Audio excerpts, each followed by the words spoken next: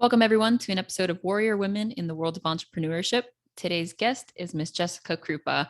She is an entrepreneur herself, and she's got two brands. Her first one that she had created was Krupa Couture, and now she's also working on Panty Promise, which I'm super excited to come out.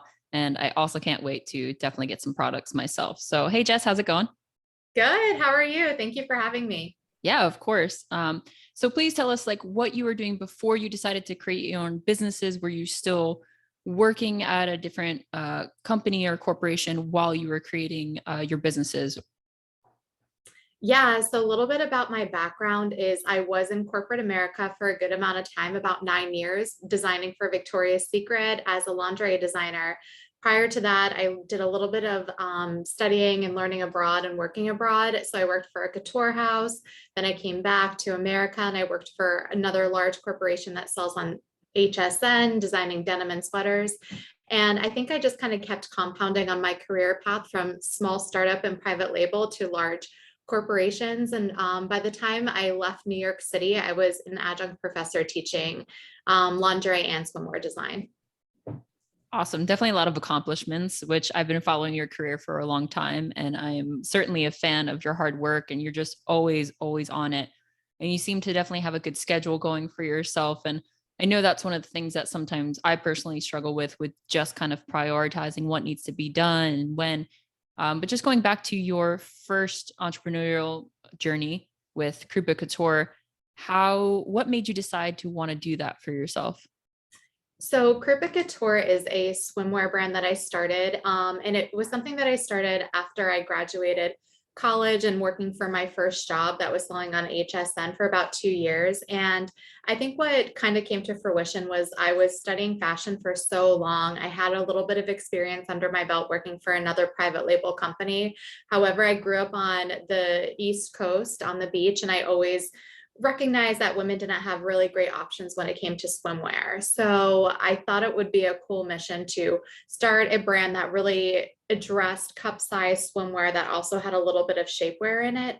And I decided to kind of launch my own brand for the first start to see how that went. And what inspired me was I actually did a backpack trip by myself in South America for about 3 weeks. And I was really inspired by all the islands and all of the designs. And I thought if we could have these kind of cup size based swimwear in America, I feel like women would really appreciate that.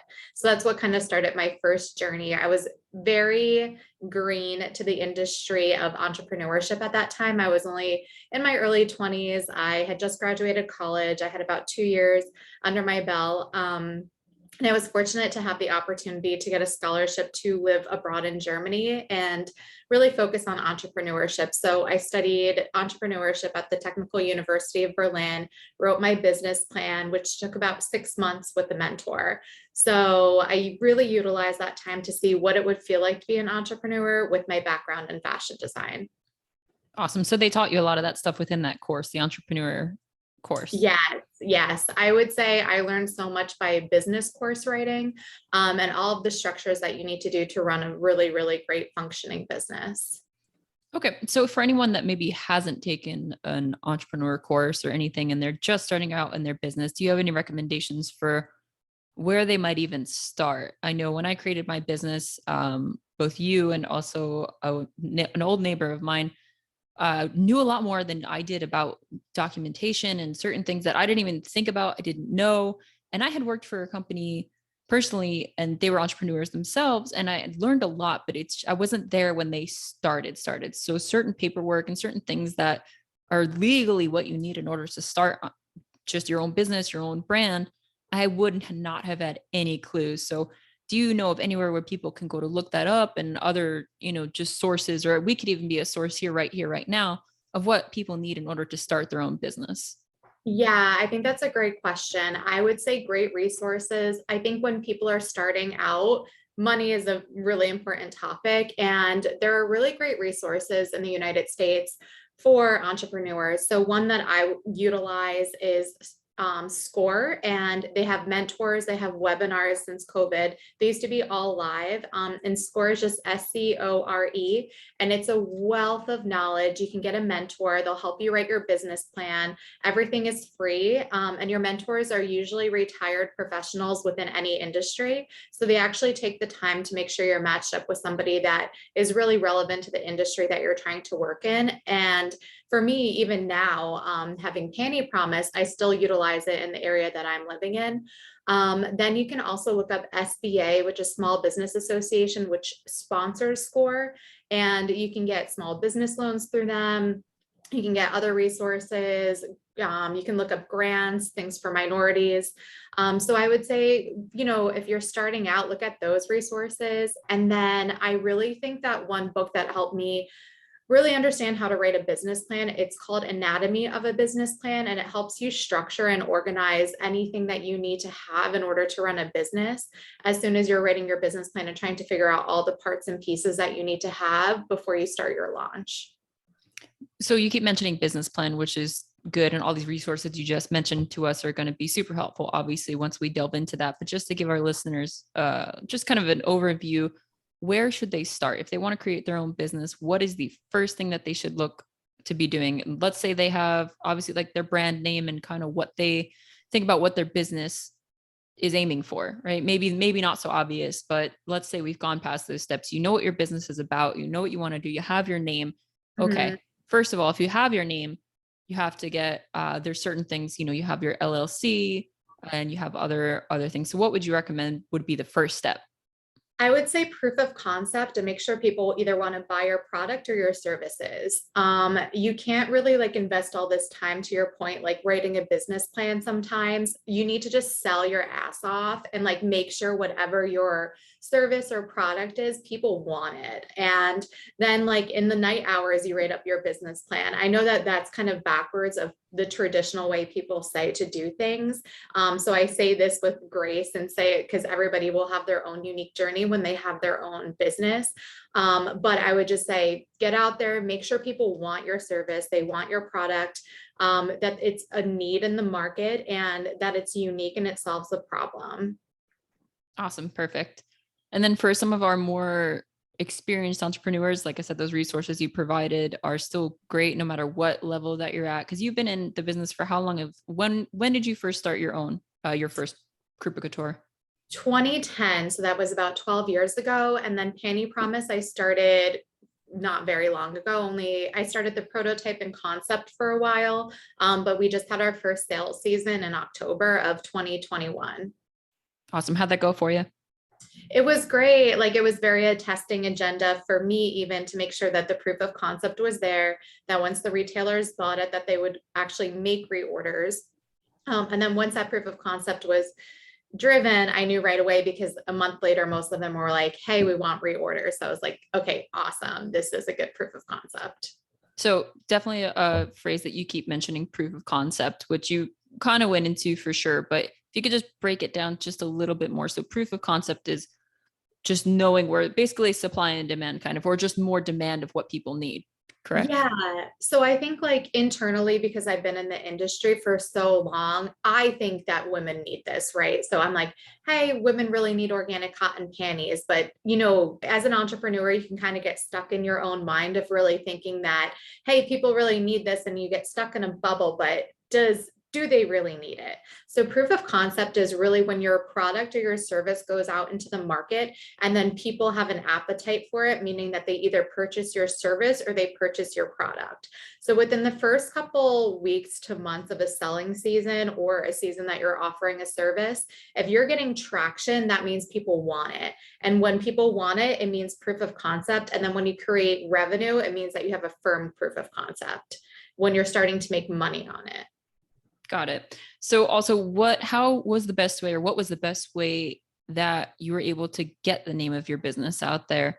For you, it's a product, obviously. And for me, it's more services for private training, for personal training, and then martial arts private training as well. So what would be your recommendation on places? And, sometimes they have Yelp and all this other stuff, but there's a lot of things that can also take a lot of money that you don't necessarily need to spend in order to get your product's name out there. So what would you recommend for, even those who are experienced people who are, because you always want to save money. I don't care what level of entrepreneurship that you're in, you want to save money and make the best use of the money that you have saved to put back into your business so that it can grow, right? You don't want to stomp on it like on the first spark. So I guess going back to the initial question is, what's the best method in order to be able to get the name out there and be able to get traction going for, as you said, proof of concept?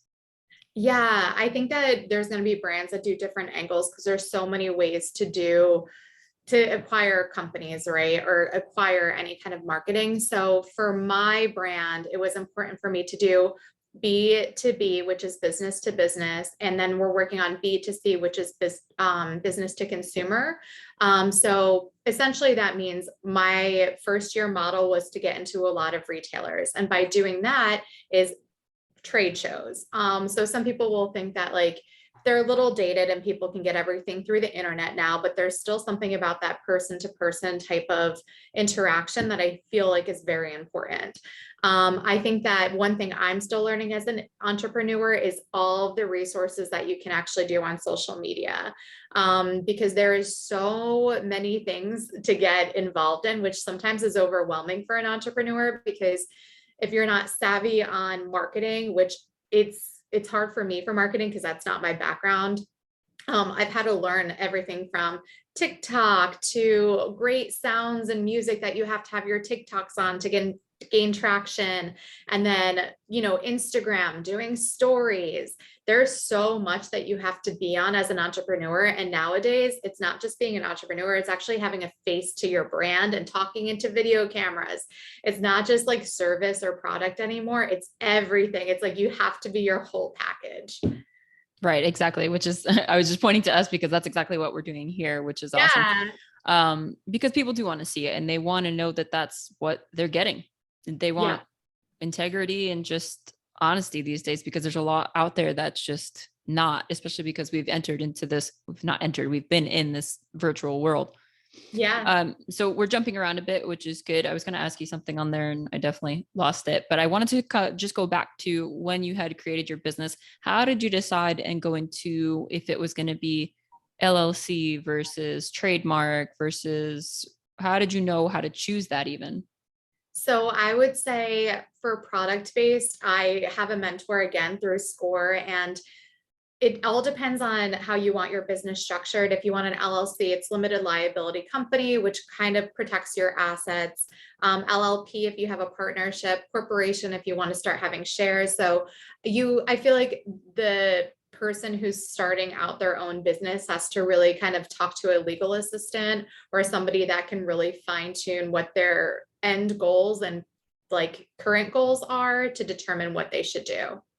Gotcha. Awesome. And going back to, again, we're just jumping around a little bit just because I'm just flowing with the conversation that we're going with, because you have a lot of good points. And I know that you're offering a lot of good content here because you've also been a teacher. You were a teacher at, tell the us. Fashion Institute of Technology. Thank you. Just wanted to make sure it was that one.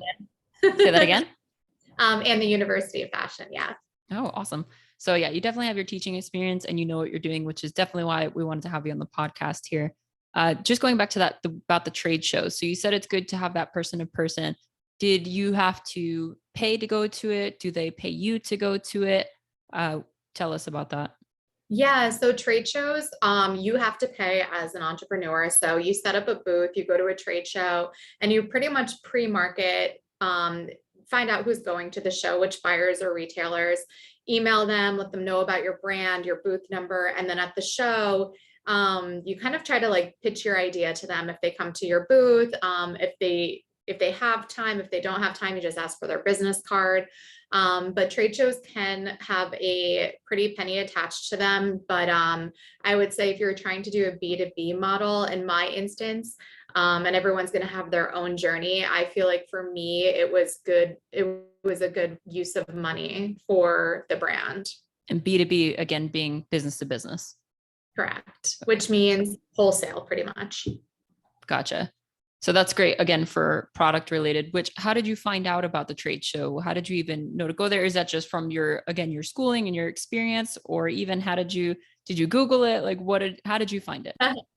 Yeah. So again, I've been in the industry for a very long time. So I just inadvertently knew that the top trade shows for lingerie were, the ones that I exhibited at. But I would say for anybody who is an entrepreneur, definitely visit the trade show first before putting the dollars out to exhibit, because you want to make sure that if you're in the beginning stages and you're in a different industry than what you currently have your background in, you want to make sure that the trade show is correct for the industry that you are starting your business in. So visit it first, walk the show. You can easily get a free badge as an exhibitor for the most part, and let them know that you're interested in showing there. But you just want to walk the show first and make sure that it's appropriate for the business that you're building before you put all the dollars into exhibiting. Yeah, definitely good advice. I wouldn't even know, I haven't even looked into personally if there's trade shows for martial arts and fitness, but I'm sure that they're there, and I'm sure you can bring a couple of weights and do that. It would just definitely be a different way of doing it, because you'd have to have the people come in and try it or just be showcasing it. So it might be a different kind of world. So it's definitely something that I'm going to personally look into after this. How did you end up? You just recently, how do you know, are they usually once a year? Are they a couple times a year? It depends on the show. I can really only speak to the intimate apparel portion. For us, we have a couple international ones and domestic ones in the United States. So they typically run twice a year. Okay, awesome. And you went to two, correct? You did one on the East Coast and one on the West Coast. Why did you choose to do that? Because for my brand, I kind of want to be all over. I feel like for Panty Promise, we want to be a brand that every woman has access to. So we did New York, LA, and then our next ones are Paris and Canada. So it's kind of just like we're doing the shows, but they're all under one umbrella of the intimate apparel industry. Because as globalization keeps occurring, it's as a new brand, it's important to kind of make sure you have your international accounts as well as your domestic accounts. Awesome. So let's just go back to you a little bit more too. So you had said that you had been working with Victoria's Secret prior. When did you stop working with them, and when did you decide to just go into business for yourself? Where was there an overlap with Panty Promise and Krupa Couture? So how did you decide to do that? Was it decided for you, and just what made you choose you? Yeah, so during COVID, I think we all experienced very interesting times. I was working as an adjunct professor at the Fashion Institute of Technology in the evenings, and then working at Victoria's Secret during the day. COVID hit in March 2022, and everything kind of came to this very sensitive time frame of who was going to stay on board from an educational point of view and who was going to stay on board from a corporate point of view. I was running my brand, Krupa Couture, in the background, and Victoria's Secret decided that they didn't like that. So during COVID, I had to shut that down, keep my job at Victoria's Secret. And then 2 months later, I got laid off because of COVID, and an 850 person layoff because of new management or whatever corporate decides to do when they have shifts like that. And then at the same time, FIT, they couldn't hire full time. So I would say in July, I was kind of at this point where I didn't have my swimwear brand. I was unemployed from my corporate job, and then FIT really wasn't hiring full-time professors. So I'm thinking, what am I going to do next? I could either go back into the grind, which nobody was even hiring at that time because of COVID, or I could just really invest in myself and really try to start my own brand. And I think because I had gone through so much in the industry, I was like, I really wanted to hone in on organic and things that were actually healthy for your body versus trendy. Yeah, absolutely. And I know that we had been talking during that summer as well, and you had recommended another panty brand to me. And just because I'm an athlete, I'm running around, I'm also a single girl, like woman, and I just wanted to feel like, you have like some sexy underwear, but also like you're there to work. So, and that's the realities of it. And, just underwear that I was using just wasn't the best for what I was trying to do. And then you had just informed me about all these things that were the reason why. And some the facts that I found out were just almost disturbing, because I was like, don't they use those chemicals for certain other morbid things? And you're like, yep. So I was like, what? And then again, you had recommended to me a different brand, and I was like, they're fine, but they're not even that cute really. Like, so, but Yeah. at least that they're healthier. But then, I remember we talked about that and I thought that was, why don't you just do it? Which was great. And I'm certainly glad you did. Not that I'm taking credit for that, but I do just want to kind of backtrack a little bit here. So before you decided to close down your own brand, or before you were forced to close down your own brand of Krupa Couture, just going back to the swimwear, only because that was your first Yep. entry into entrepreneurship. Panty Promise is your second. And again, I think they're both still going to a level which you can work into that a little bit more. Yep. Or talk about it a little bit more. But just going back to that, so you had started your own business in 2010, you said, correct? Right. Yep. So you had been running that for 10 years, right? When did you start that? Before you started Victoria's Secret or after? Before. Yeah. So you had even been like doing that for a long time. So what Mhm. made you decide? So you'd been running it for about, I don't know, 10 years. And then they just decided after how many years were you working there before you had to shut it down? I was there for 8.5 years.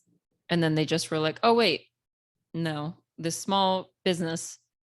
I mean, it's Yeah. crazy. It's crazy what the big companies make you do just to try and squash just small dreams in entrepreneurship, because it's not, what competition, like what is capitalism without competition? And if you honestly see that as competition, then maybe they should reevaluate what they're doing, and not just Victoria's Secret, but any big corporation. I had a similar experience with that kind of recently. But I'm just going back to the point of what made you decide at that moment to, after having your business for about 10 years, to just shut it down because Victoria done said so, like. Yeah, it all comes down to money and fear. And at that point, COVID was happening. I wasn't even making a lot on my business. It was kind of like I got blindsided by human resources that somebody called the code of ethics on me, that I had my own swimwear brand. Meanwhile, I've been teaching swimwear at the Fashion Institute of Technology for over 2 years. So I have to say, like, the case kind of maybe related to some girl bullying at the company. And at that time, COVID was such an unknown. So I thought, you know what, let me shut it down. Let me take my website down. It broke my heart. And it just didn't really make sense to me. And then I think the unfortunate thing is then they laid me off 2 months later. So they kind of wiped me out of any opportunities that I could have had. Right. Which is also scary, because after all that, it's just like they beat you down and then kicked you to the curb. Yeah. And, I don't want to go too much into all that stuff. I know it's, but it's important because that's what some other people are going through. I know we've talked about it. Some of your other, female entrepreneurs, or just those in corporate world, are dealing with that right now. And, we're forced to compromise ourselves, because not only, like you were saying, like a little bit of girl bullying, but just corporate bullying, that's, and that's what we have to deal with. And it is scary. It's scary to choose yourself when you have something that's stable. But if you have something like you said, say it again, the consumer, what was the phrase you kept saying before with the consumership? Help me out. I'm blanking. You kept saying it earlier. To know if it was the supply and demand, basically. Oh, like the proof of concept. That's it. Yes. Yeah. Thank you. Sorry. Proof of concept. See, that's why I like to write notes. So the proof. Yeah, at the time for Krupa Couture, it was my sales were so tiny that it was just something that when you're a designer, you like to have a creative outlet outside of a corporate design job. As a corporate designer, you're kind of just doing what the masses say, and you're designing in their goals. But if you're a real designer and a creator, you want to have some kind of design outlet. So for me, it was that, and it was really just like selling on the internet. I didn't have any stores. It was just on the internet, and that was really it. So for me, it wasn't really even making that much money. I would say it was probably under like $25,000 a year. It was nothing. It was just enough to like have me have a creative outlet and like make women feel beautiful when they were on the beach. Yeah. And you were still making sales up until the point that they made you shut it down, correct? I think you had an offer to you as well that was helping it to build and grow and, have even more potential. And then it got shut down. Am I correct in saying that? Yeah. So, and I definitely know it's hard to talk about, but it is the realities, and it's what some of our other listeners and people either thinking about creating their own business or brand, or those who are in the middle of it, who may have like experienced the same thing. And I know it's tough to talk about sometimes too, just as women and as entrepreneurs, we have to always kind of put on this like hard, not face, but just attitude.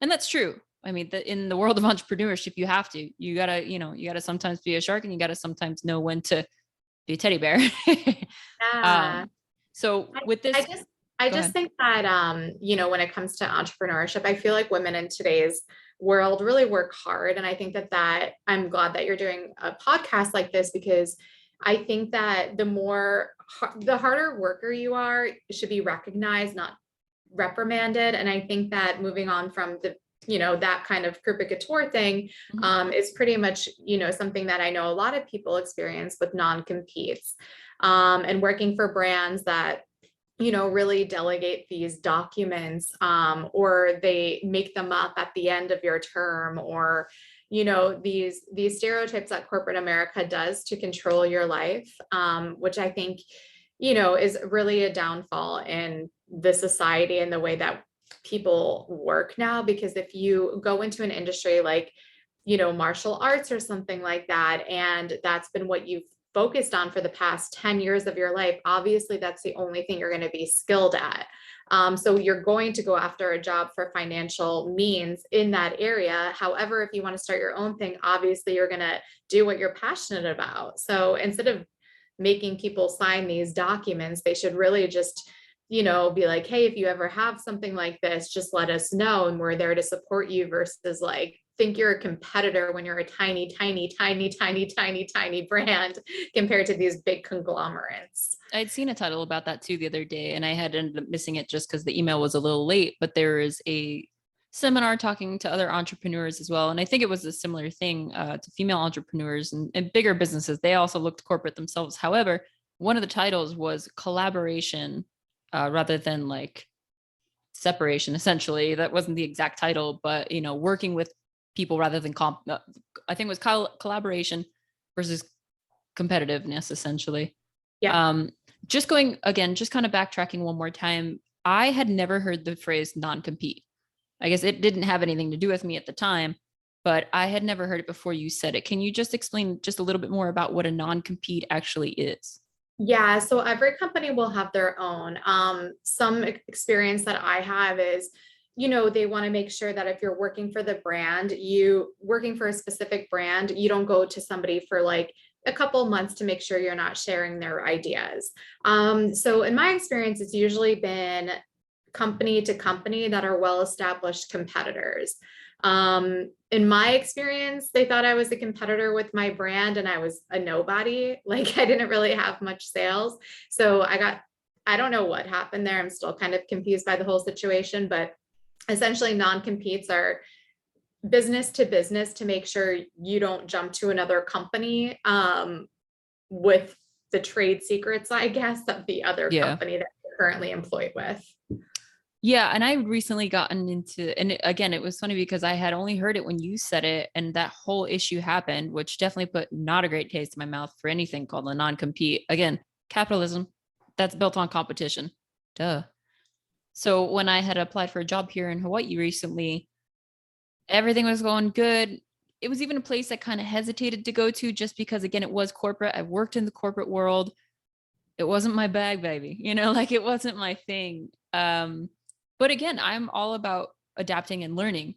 Might not be my thing, but I don't know. So I learned, I went through it, and I'm a very determined individual. So I'm stubborn, as you know.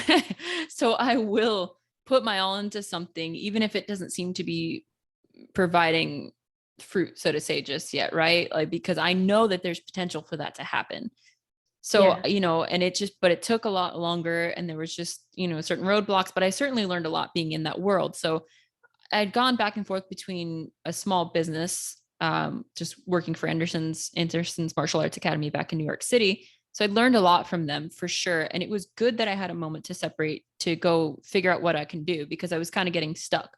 So it was a good moment for me to go out and have that, kind of get that little bit of fear factor and just know that I can do other things within the realm. It was still fitness. I was a private trainer at Equinox in the Upper West Side.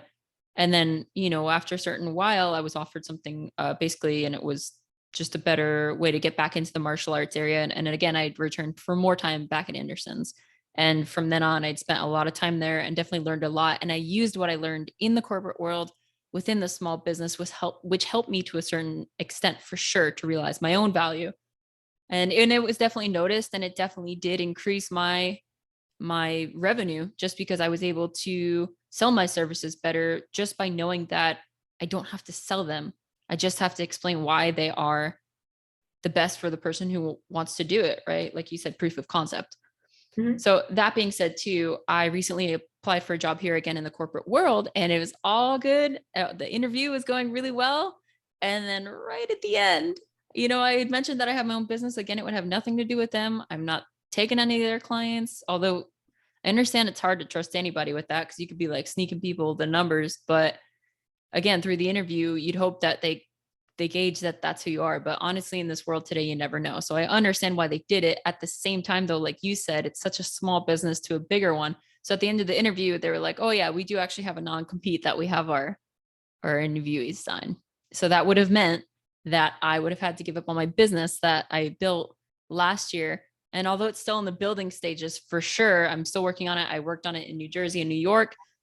I'd had a few clients while I was still working through Anderson's too. So, it's still my company, but I was working with them, collaborating again with Anderson's, which was amazing. And I'm very grateful for that opportunity. And I'd had a couple of clients on my own that I found on my own in New Jersey. And that's, what I'm trying to build here and what I've been working to build. And through that stubbornness and determination, that's what I want to do here. That's the point. That's why my cousin, her and I have come up with something to where I'm able to be here and fully work on my business. And that's exactly also why once they said non-compete, I thought about it. I didn't just exactly say no, because I was like, listen, I do want to work in an industry that has to do with what I'm building and what I need to practice. However, I don't want to compromise what I've built and what I'm building. From your Right. experience, number one, which, I'm always grateful when you share those with me because it's something to be learned from, right? What can go right and what can go wrong with it. So through your experience and what you told me, and also through my own, I knew that I did not want to compromise. It was nice. Like what they offered, it sounded great. It always sounds really nice. And especially when you're kind of really in need of money and just building your business, sounds like an idea. However, when you're building, if you stop, whatever you've built crumbles, and then it just gets left by the wayside, and it just looks like ruins over there, like somewhere in Ireland, or anywhere. So it's just, I chose myself in that moment, and I'm very glad that I did. I found other ways to make money. Unfortunately, that don't necessarily have to do with what I'm doing right now, but even through what I'm doing, I'm still able to promote my business and do that. And that's what I had to choose to do. So, that was my second time of hearing non-compete. Yeah, and I think for your listeners, I think the reason why you decided to even interview there was because whenever you start a business, usually most people have a side hustle, Yep. and you have a side hustle doing, what you're a professional in from your previous position. And I think that another point that you brought up was how Anderson's was a small company. However, they were not serving you a non-compete. They were kind of supportive on your journey. Absolutely. Whereas the corporation was more or less kind of like serving you documents without even knowing your background because it was part of their process. So it's just something that, when you start doing your side hustles, is it better to do a side hustle that is the educational realm? Like, for example, I teach online courses to make a couple bucks while I do my business. Or is it, going for an investor approach if you're at that part? So it's just like those conversations when you're starting your own business, like what side hustle, how long can you sustain your business for X amount of time using your savings account, extra money at a coffee shop, taking out of your 401k, because these are all things that people end up doing to be independent. Yeah. And it's a hard road for sure, but I don't like, or I despise when someone says something is hard, because when they say it's hard, in their brain, it's impossible. If something's hard, it's impossible. I don't want to do it. That's most people that I've found. So whenever somebody's like, oh, that's hard, that's what they mean. And I'm like, yeah, but it's not impossible. Hard does not mean impossible. It means it's just difficult to do, but that doesn't mean that you shouldn't embark upon it. That means Yeah. if you really love what you're doing, then you should do that. And you won't mind putting in that work because it's what you do. Like, again, through Panty Promise, through anything, I've seen you initially with Krupa Couture. I saw you waking up and I know you're a morning person. I am not personally, but I will be for my job. But naturally, I'm a night owl. But you will wake up like before the crack of dawn. You'll have your stuff going on. You had like your own work schedule. You had your own like sweatshop with yourself going like on in the next, in your room there that you had as your office. And I was just definitely impressed by that because that's not a level of discipline that I have quite yet. Even making and just knowing how to make that schedule for yourself to where you're not feeling like you waste time. So I guess going into that, how would you recommend people? So with side hustles, it takes time, right? So how do you find the time, or when do you find the time to work on your own business? Do you have specific business hours that you do? And then you have your side hustle. How do you figure all that out and, not lose yourself within that side hustle while you're trying to build your business as your main hustle? Yeah, I think as an entrepreneur, I actually feel really grateful to just have time.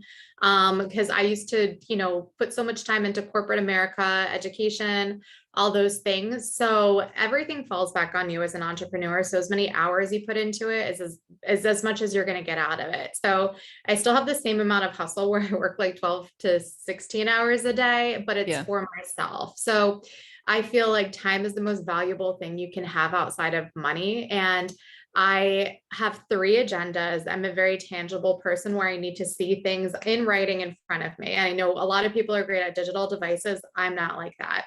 So I'll like literally map out my day, figure out what is the most important for priorities.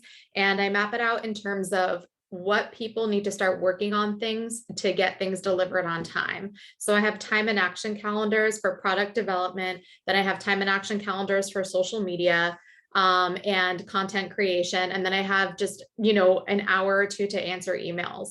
And then I also have to do Instagram sales, or I have to do, touch points with retailers.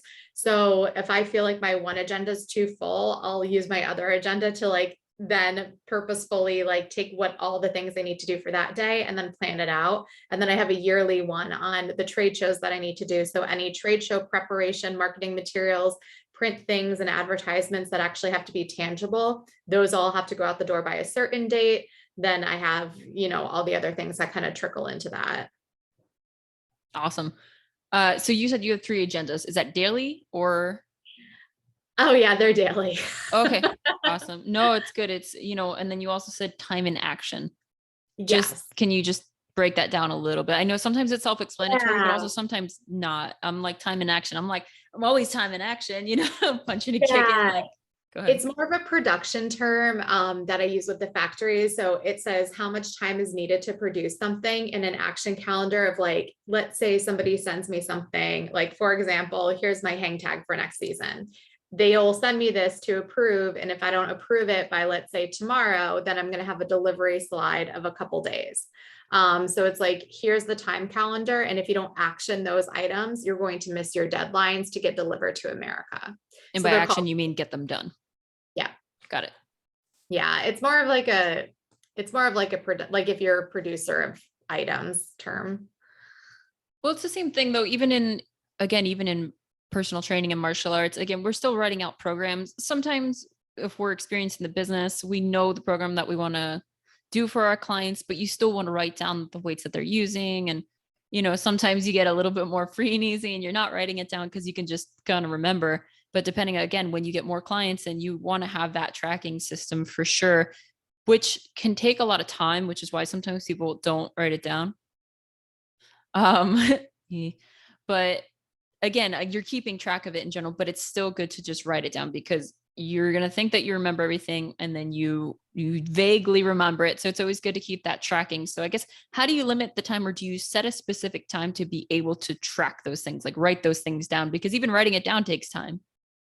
Yeah, but you always have to have organized thoughts. So for Mm. me, I'll spend before I go to bed at night, I'll write down the things that I like didn't get done or the pendings that are flagged. So that way I can like have a restful sleep at night. I don't think about them in the middle of the night. And then the next morning I'm like, okay, let me pull out what I still need to follow up on. And this is like more rudimentary because it's just like best practices when you're running your business, because there's going to be a million different things that pull into your direction. So like I usually try to do at least a week and a month at one given time of every single task I need to do in any given day. Because it's very easy to get overwhelmed as an entrepreneur to be like, I need to do all these things. But if you write them all out specifically, like what is the most important and what's going to get you the most sales and what's going to get you the item or service ASAP, and then the rest will kind of fall into place. Yeah. And I know personally, it's very easy to get lost in the online stuff and trying to promote Oh, online, which could, yeah, for sure. Like I've seen it within a friend of mine who's also an entrepreneur, and hopefully she'll be on this podcast later on. She knows how to run the social media and she is on it and she's gotten clients from it. However, yeah. for me, I would just spend so much time in the editing phase and just sitting here. Again, I'm in Hawaii. Like I don't want to be sitting inside. And it's hard to work outside because your computer heats up and whatever else. But the point is, it's like it just takes so much time where I could just be out there, and especially like you said, person to person.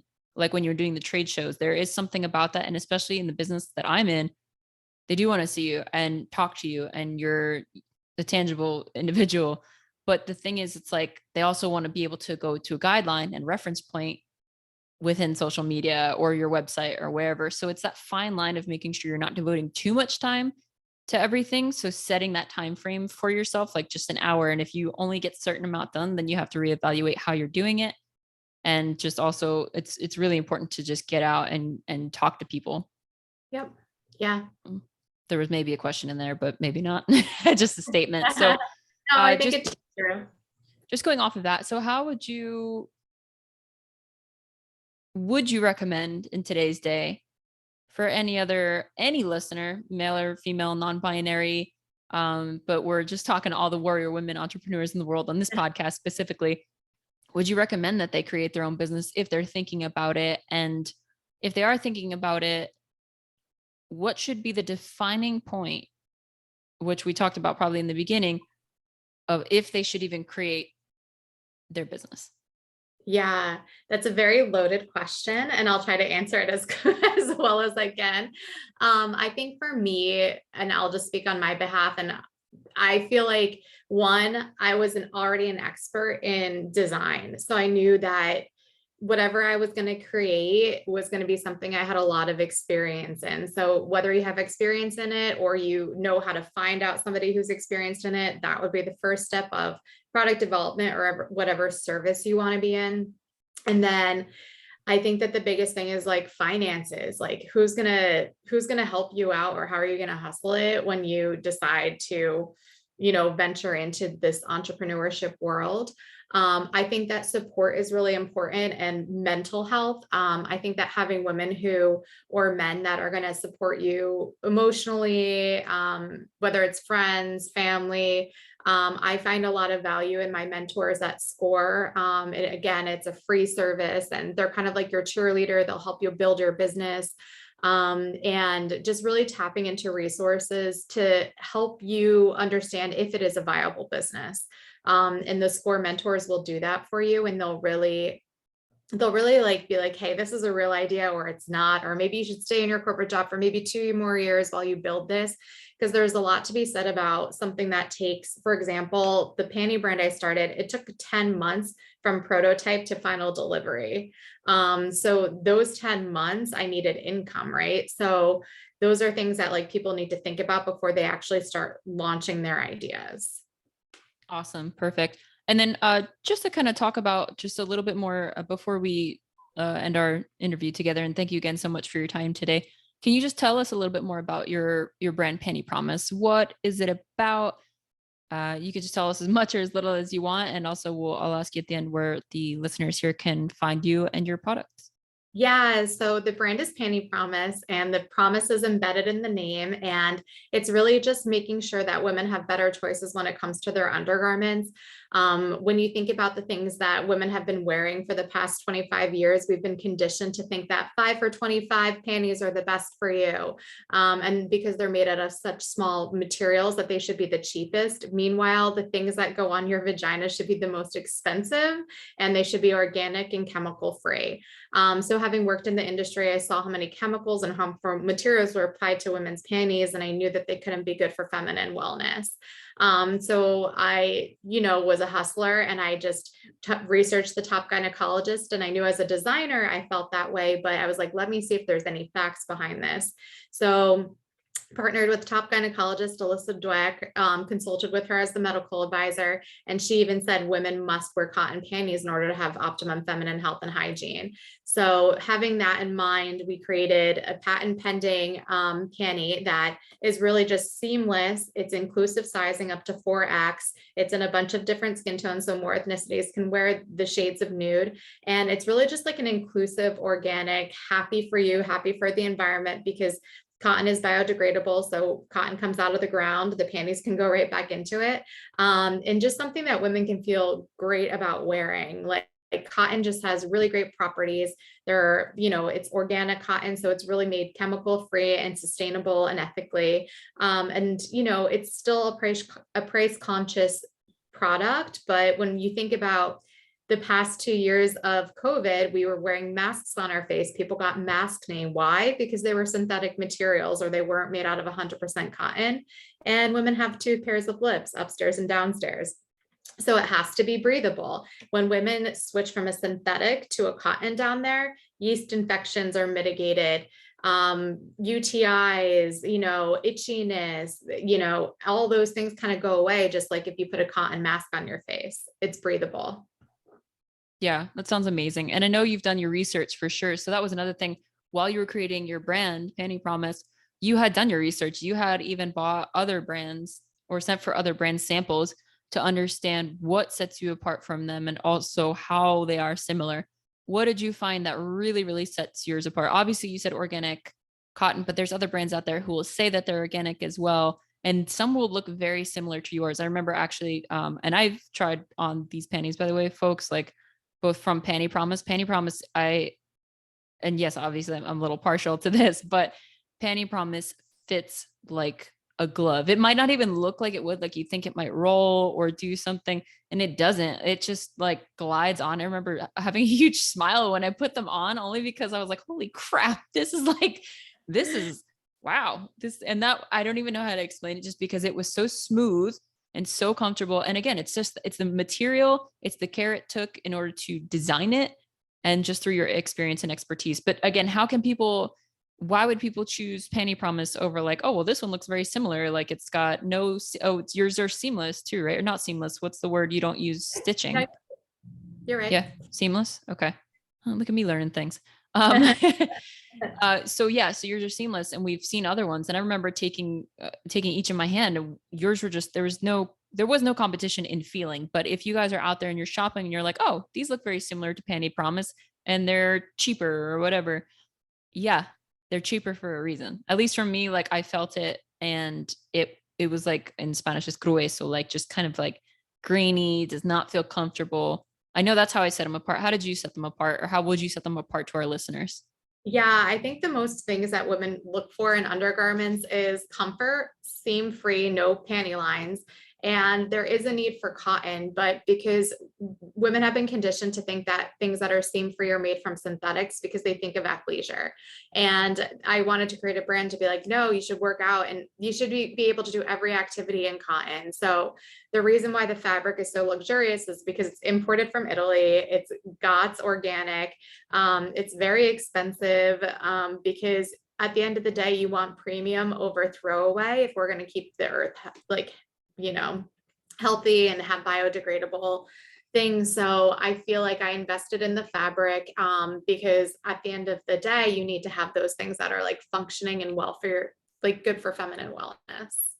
Yeah. And I know right now that you're working with other companies to sell your brand, but even still, they're a very reasonable rate. Again, you had pointed me in a direction of another brand that was about $20 plus tax per panty, which is Right. around about what yours is. I actually think yours might be even a little less depending on Which one? You can tell me a little bit more about that. Yeah, we're at a competitive rate as well, because our goal is to make sure that we can be in every country. We're now in about 30 different retailers across the globe because we're realizing that there was such a need for this product.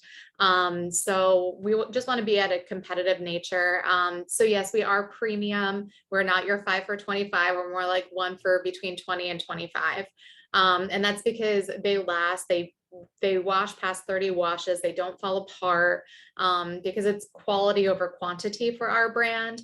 But you can still buy a lot of them and kind of, I always think about it as food is replacing medicine. Your panties are replacing you having to go to the gynecologist because they'll, prevent you from having those pesky gynecological issues that most women have. Yeah, and that's amazing. Again, thank you so much for all the information and all the information. If you have any more questions about like what chemicals that Jessica was talking about within like some of the other synthetics, I believe it's listed on your website as well and Yeah. what sets Panty Promise apart. So could you just tell our listeners like your website, where they can find you on social media, where they Yep. can maybe even place an order? I know you told me personally that it finally got out here to Hawaii, but then we found out it was on a totally separate island. So we just have to take a plane over there to get them. In July, Um, we will be in Hawaii. But right now you can go on www.pantypromise.com to find out the retailers that we're in, currently where you can buy them, and about our story and our organic mission. And then for social media, you can just Google Panty Promise and we'll pop up on your Instagram, Twitter, LinkedIn. We're trying to get on all the platforms. Like I said, as an entrepreneur, these platforms are like all over the place, but yeah. And then you can always reach out to me specifically at info@pantypromise.com.